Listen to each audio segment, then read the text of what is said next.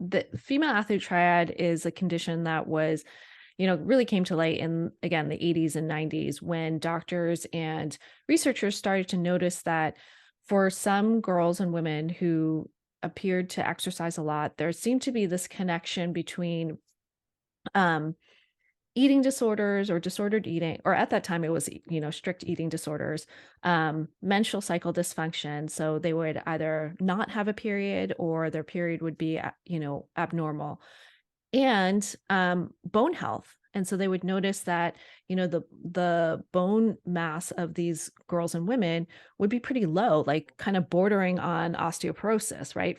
And that's kind of concerning for kids who are, for teenagers and for young women.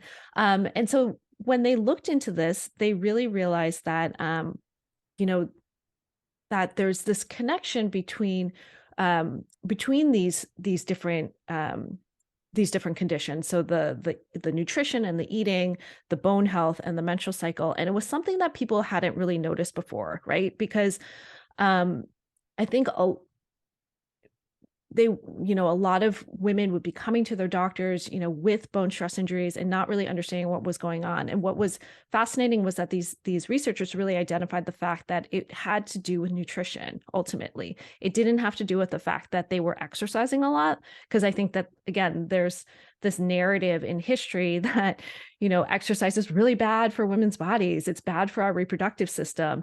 So I think there was a tendency to say that, oh, they're exercising too much, that's why they're not getting their periods. But what the researchers identified was that it really comes down to nutrition and the amount of energy your body has to actually do the things that it needs to do.